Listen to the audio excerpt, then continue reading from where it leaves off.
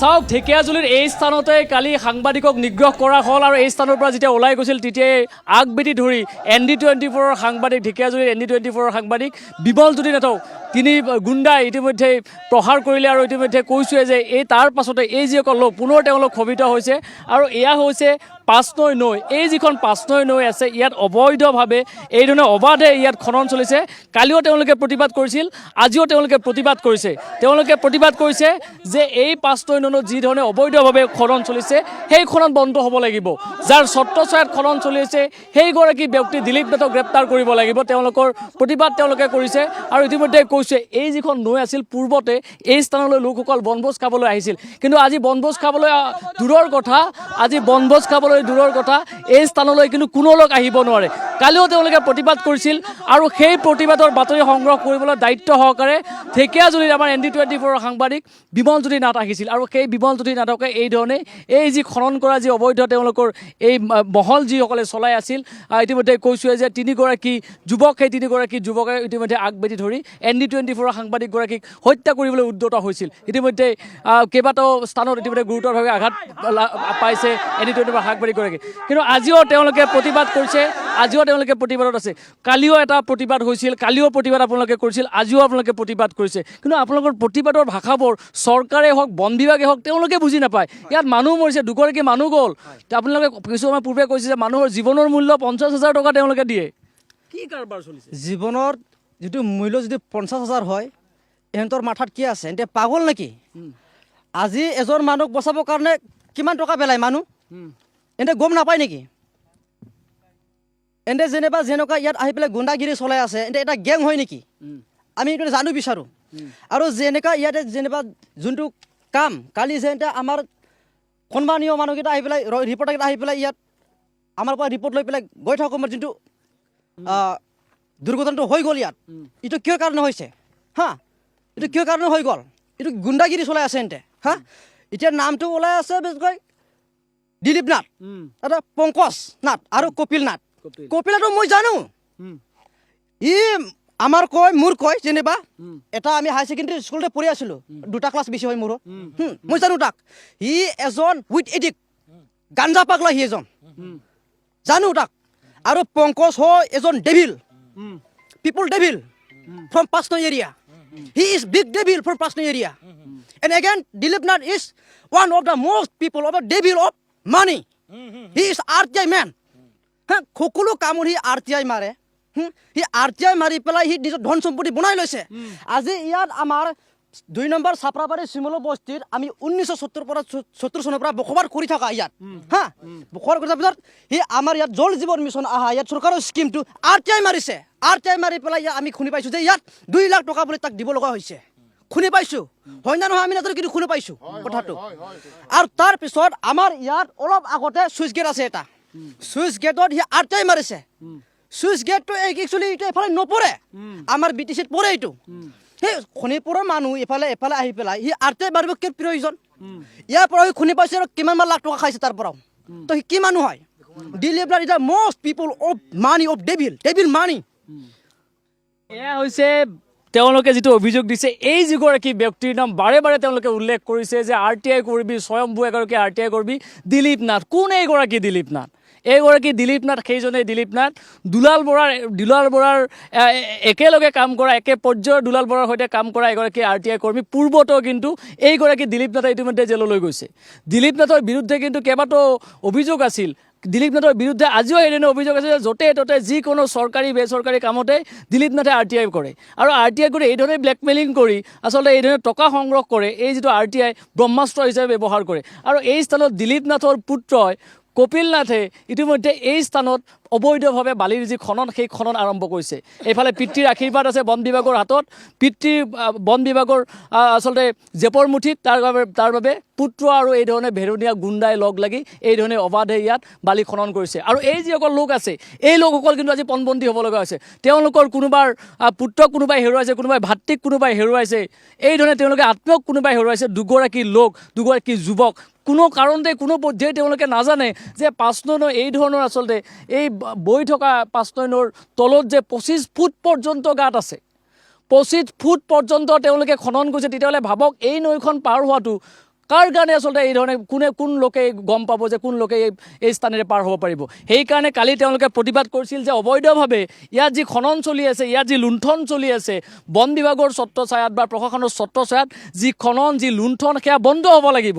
তাৰ বাবে বাতৰি সংগ্ৰহ কৰিবলৈ আহিছিল ঢেকীয়াজুলিৰ আমাৰ ND24 সাংবাদিক বিমল জ্যোতি নাথে। কিন্তু এই বিমল জ্যোতি নাথকে প্ৰশান্ত নাথ, পংকজ নাথ আৰু এই যি কপিল নাথ, এই তিনিগৰাকী গুণ্ডাই, ইয়াৰ ভেৰণীয়া গুণ্ডাই আচলতে হত্যা কৰিবলৈ উদ্যত হ'ল। এতিয়াও আমাৰ যিগৰাকী সাংবাদিক এতিয়াও চিকিৎসাধীন হৈ আছে। গতিকে সাংবাদিকৰ কণ্ঠ তেওঁলোকে ৰুদ্ধ কৰিব, সাংবাদিকক মেনেজ কৰিবলৈ চেষ্টা কৰিব, মেনেজ নহ'লে তেওঁলোকে গাড়ী ভেটি ধৰি তৰোৱাল লৈ তেওঁলোকে হত্যা কৰিব। ইয়াৰ কি ধৰণৰ কথা? আইন ক'ত? ইয়াৰ প্ৰশাসন ক'ত? কিয় তেওঁলোকে মাত মাতিব নোৱাৰে? এই দিলীপ নাথৰ পকেটত আৰক্ষী প্ৰশাসন কিয় এই ধৰণে বন্ধ হৈ আছে? যাৰ কাৰণে তেওঁলোকে প্ৰশ্ন সুধিছে, উত্তৰ তেওঁলোকে দিব লাগিব, উত্তৰ বিচাৰিছে, উত্তৰ দিব লাগিব। মই এটা কথাই কৈছোঁ, কিছুমান পূৰ্বে কৈছে যে আৰক্ষী হওক, বন বিভাগ হওক, ইমান বেছি তেওঁলোকে মেনেজ হৈ থকা আঁৰত কি? কিয় ইমান বেছি মেনেজ? কাক ভয় কৰে তেওঁলোকে? কাক ভয় কৰে এইটো আৰক্ষী বিষয়াই জানে, এতিয়াতো আমি নাজানো কাক ভয় কৰে। মানে টকাৰ অভাৱত চলে। কাৰণ কালি যে যিকোনো দুৰ্ঘটনা হৈ গ'ল, এই দুৰ্বৃত্তকেইটা আমাৰ ৰাজ্যৰ ওচৰত আহি কিয় এটেক কৰা নাই? ৰাজ্যৰ ওচৰত আহি এটেক কৰিব লাগিছিল। ৰাজ্যৰ পৰা এতে সাংবাদিককেইটা ৰিপৰ্ট কৰি গৈ আৰু ৰাস্তাত ৰখাইখিনি এটেক কৰিছে। ইমান সাহস আছিল যদি আমাৰ ৰাজ্যৰ মাজত আহিব কাম আছিল। ইহঁতে ইমান দাদাগিৰি আছিল যদি, দম আছে যদি, তো ৰাজ্যৰ মাজত আহি ইহঁতক এটেক কৰিব লাগিছিল। এতিয়া ৰাতি হ'লেতো আপোনালোকে ইয়াত আহিব নোৱাৰে, মানাটো কৰিব নোৱাৰে। কেতিয়াবা আপোনাৰ সাহস আছেনে ৰাতি ইয়াত আহিব আপোনালোকে তেওঁলোকক মানা কৰিব? কোনো মানা কৰিব নোৱাৰে আৰু এইখিনি সাহস কৰিব নোৱাৰে। নিজৰ জেগাত নিজৰ ঠাইত থাকি সাহস আপোনালোকে কৰিব নোৱাৰে। চাওক কি ধৰণৰ কথা, তেওঁলোকে এই স্থানত থাকিব, এই স্থানেৰে পাৰ হ'ব তেওঁলোকে ভয় কৰা হৈছে। এই যিসমূহ গুণ্ডা, এই যিসমূহ দিলীপ নাথৰ যিসমূহ পুত্ৰ বা পুত্ৰৰ যিসমূহ তেওঁলোকৰ লগৰ যিসমূহ গুণ্ডা, এই গুণ্ডাৰ আচলতে এই গুণ্ডা বাহিনীৰ উপদ্ৰৱত তেওঁলোকে পাৰ হ'ব নোৱাৰা এটা অৱস্থাৰ সূচনা হৈছে। গতিকে ভাবক প্ৰশাসন যন্ত্ৰ কোনফালে ধাৱমান হৈছে। ইয়াত কোনো ধৰণৰ আচলতে তেওঁলোকৰ কেৱল মাত্ৰ কম্প্ৰমাইজ। তেওঁলোকে বাৰে বাৰে কৈছে, আপুনি এটা কথা কৈছিল যে বাজবাট আৰক্ষী থানাৰ যিগৰাকী ভাৰপ্ৰাপ্ত আৰক্ষী বিষয়া, যিকোনো ঘটনা হ'লে কম্প্ৰমাইজ কৰিব দিয়ে। আপুনি অকণমান আগতে কথাখিনি কৈছিল, কি কৰে যেতিয়া কিবা ঘটনা হয়? কি কয় মাজবাট থানা আৰক্ষীয়ে? কি কয়? মাজবাট আৰক্ষীয়ে থানাত মিলা-মিলি কৰি ল বুলি কৈছিলে। মালিকটো আহিব, তহঁতে মালিকৰ লগত মিলা-মিলি কৰি ল বুলি। এতিয়া এই যুৱকজন যেতিয়া কিমান দিন হ'ল যুৱকজন ঢুকুৱা? 1.5-2 মাহ মান হৈ আছে। 1.5 মাহৰ পাছত আপোনালোকে গোচৰ ৰুজু কৰিছিলে? হয়, কৰিছিলে। হয়, তাৰ পাছত আৰক্ষীয়ে কি ক'লে? মালিককেইটা আহিব, মালিককেইটাৰ লগত মিলা-মিলি কৰি ল বুলি ক'লে। মানে আৰক্ষীয়ে একো কৰিব নোৱাৰে। বালি খনন কৰা, অবৈধভাৱে ইলিগেলি খনন কৰা মালিকৰ লগত কথা পাতিব লাগিব। তাৰ পাছত কিমান পইচা তেওঁলোকে দিম বুলি ক'লে? আমাক 50,000 টকা দিম বুলি কৈছে। ভাবক, এগৰাকী লোকৰ জীৱনৰ মূল্য মাত্ৰ 50,000 টকা। 50,000 টকাৰে তেওঁলোকে ক্ৰয় কৰিব। ইয়াৰ যিসকল লোক মৰিছে, তেওঁলোকৰ মৃত্যু হোৱা লোকৰ তেওঁলোকে 50,000 টকাত তেওঁলোকে সেই জীৱন তেওঁলোকে ল'ব বিচাৰে। 50,000 টকাত তেওঁলোকে ক্ৰয় কৰিব বিচাৰে। গতিকে এতিয়া ইয়াৰ পাছত আপোনালোকে বাৰম্বাৰ প্ৰতিবাদ মানে সেইদিনা আমি এই ইয়াতে অকলেণ্ড আহিছিলে খান্দিবৰ কাৰণে, খান্দিলে ইহঁতে। খান্দাৰ পিছত আমি প্ৰতিবাদ কৰিব আহিলোঁ। অহাৰ পিছত পুলিচক ফোন কৰিলে আমাৰ সতীৰ্থজনে। ফোন কৰাৰ পিছত পুলিচৰ পৰা ফোন আহিছে, ক'লে কি কিবা ৰিটাৰ্ণ ডকুমেণ্টছ লৈ লওক, তেতিয়াহে আমি প্ৰতিবাদ কৰিম, সেনেকৈ ক'লে। তেতিয়া আৰু নাহিলে পুলিচ। আমি যিখিনি মানুহ আছিলোঁ সেইখিনি মিলি হেৰি কৰিলোঁ। ইয়াত তেওঁলোকে কথাবোৰ ইতিমধ্যে বুজি পাইছে নিশ্চয়। মই কৈছোঁৱে যে 5 নৈ, এই 5 নৈ সেইটো ফালে হৈছে এয়া BTAD, গতিকে সেইটো ফালে ওদালগুৰি আৰু এইফালে হৈছে শোণিতপুৰ। এয়া হৈছে তেওঁলোকৰ সীমা, এই নৈখনেই সীমা।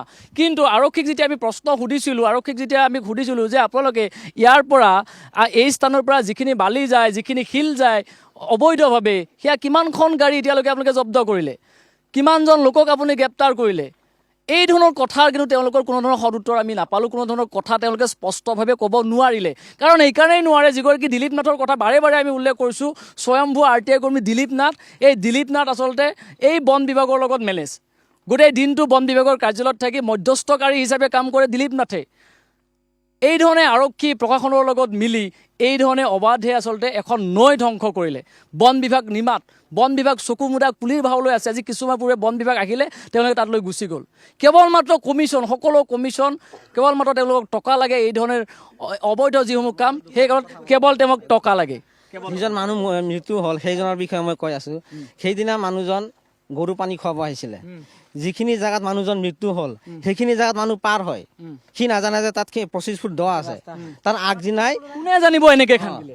তাৰ আগদিনাই যে এই অকলেণ্ড আহি 25 ফুট খান্দি গৈছে সি ভাবিছে কি মানুহ পাৰ হয় আৰু খান্দেটো এনেকুৱা শ্লপিং নহয় এনেকুৱা থিয় খান্দে সি সোমাৰ লগে লগে তলত গুচি গৈছে আৰু ভাবক যে কিমান আচলতে কৰুণ ঘটনা সেই যিগৰাকী যুৱক আহিছে যুৱক যদি নজনা নহয় যুৱকগৰাকী জানে যে ইয়াত খান্দে কিন্তু প্ৰতিদিনে পাৰ হয় কিন্তু সেই দিনটোত কেতিয়াও ভবা নাছিল যে তাত এই ধৰণে নিশাৰ ভাগত যে এটা 25 ফুট দ এটা যে গাঁত যে কৰি থৈ দিছে সেই কথাখিনি কেতিয়াও কোনো কালেই কল্পনা কৰা নাছিল গৰুক পানী খুৱাবলৈ অহা যুৱকগৰাকীয়ে ঘৰলৈ উভতি যাব নোৱাৰিলে কম ডাঙৰ কথা কিমান দুখ লগা কথা গতিকে এই কথাসমূহ প্ৰশাসনে ঢেকীয়াজুলিৰ বন বিভাগে তেওঁলোকে যদি চাই আছে পোনপটীয়া সম্প্ৰচাৰ তেওঁলোকে ভাবক যে মানুহৰ জীৱন ইয়াত ইতিমধ্যে শেষ হৈ গৈছে মানুহে ভয়েৰে তেওঁলোকে এতিয়া শংকাৰে তেওঁলোকে কটাব লগা হয় যে নৈখন তেওঁলোকে পাৰ হৈ ইটো পাৰলৈ তেওঁলোক আহিব নোৱাৰে তাৰ পাছতো যদি প্ৰশাসনে ব্যৱস্থা নলয় তাৰ পাছত যদি বন বিভাগে যদি নিমজ্জ হৈ থাকে নিমাত হৈ থাকে তেতিয়াহ'লে প্ৰশাসনৰ ওপৰত বন বিভাগৰ ওপৰত এই যিসকল লোক আছে তেওঁলোকৰ আস্থা বিশ্বাস আৰু ভৰসা কিন্তু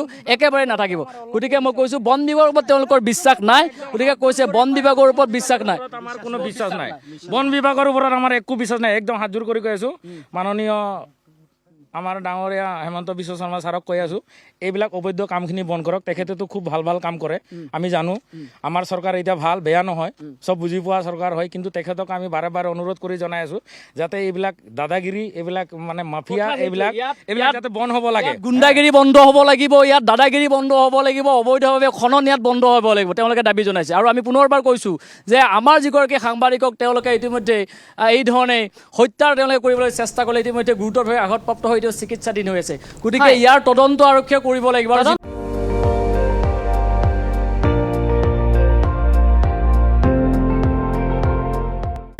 আপুনি চাই আছে ND24 সৰ্বশ্ৰেষ্ঠ নহয় সৰ্বোত্তমৰ দৌৰা